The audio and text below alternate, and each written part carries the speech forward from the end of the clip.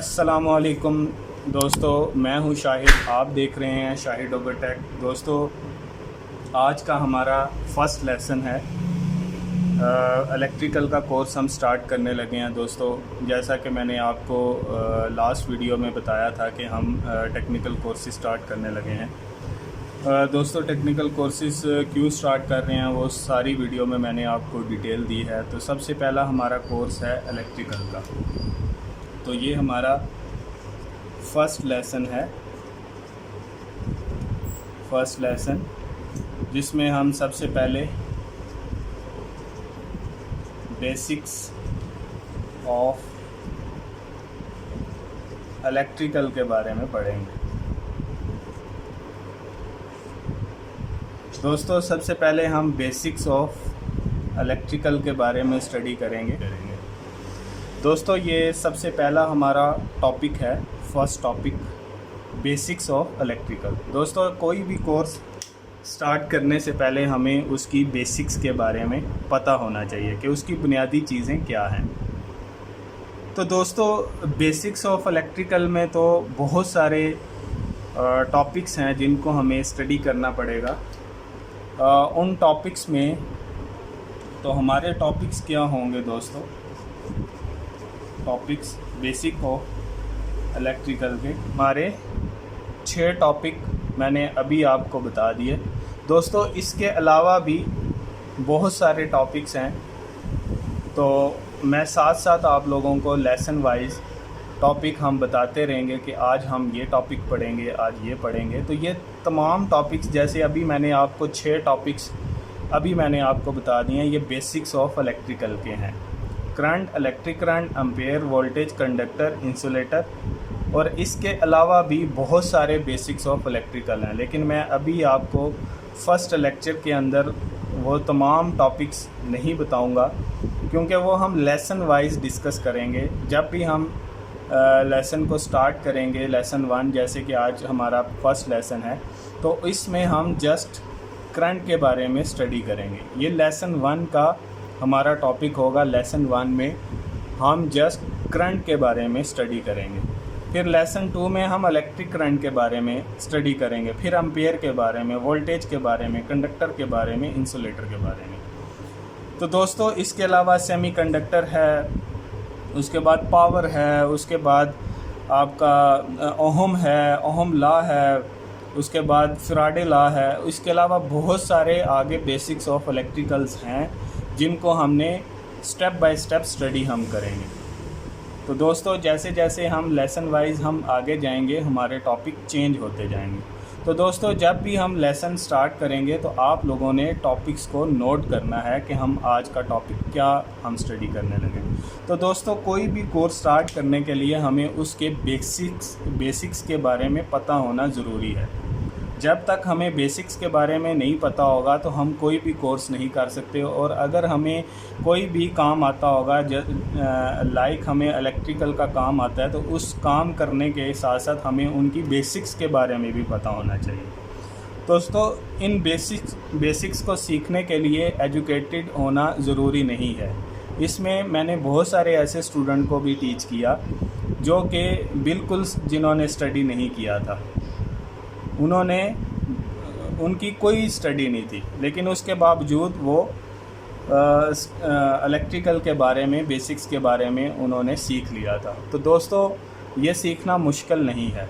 इसमें आप लोग एजुकेटेड पर्सन भी सीख सकते हैं ये काम, और अनएजुकेटेड पर्सन भी सीख सकते हैं। आज हमने पढ़ना है कि करंट क्या है, करंट किसे कहते हैं। दोस्तों, आज हमने स्टडी करना है करंट के बारे में।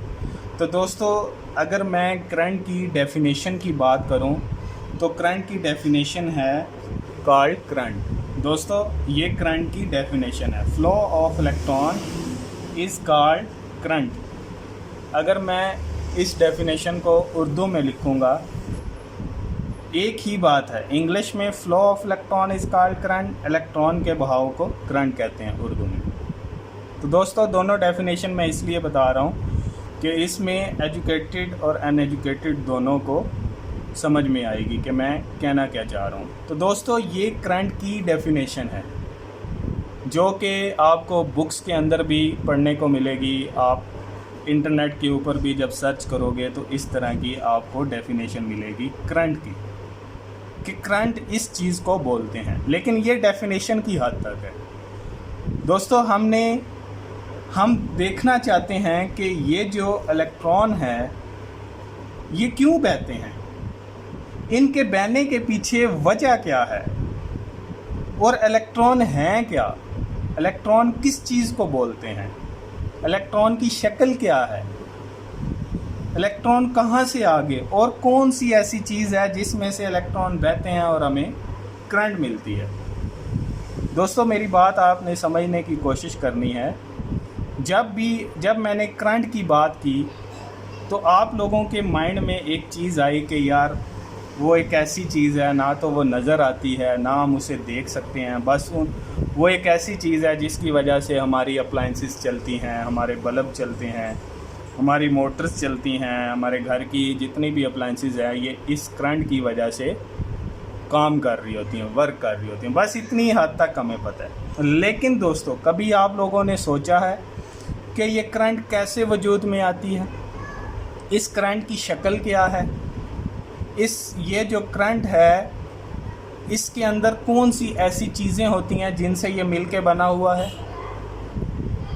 मिसाल के तौर पे अगर मैं इस मार्कर की बात करता हूँ दोस्तों, ये जो मैंने मार्कर अपने हाथ में पकड़ा हुआ है, अगर मैं इस मार्कर की बात करूँ कि ये एक मार्कर है, तो आपके माइंड में एक लिखने वाला कलम आपके माइंड में आएगा, लेकिन साथ साथ आपको ये भी पता चलेगा कि ये जो मार्कर है ये किन अज्जा से मिलकर बना हुआ है।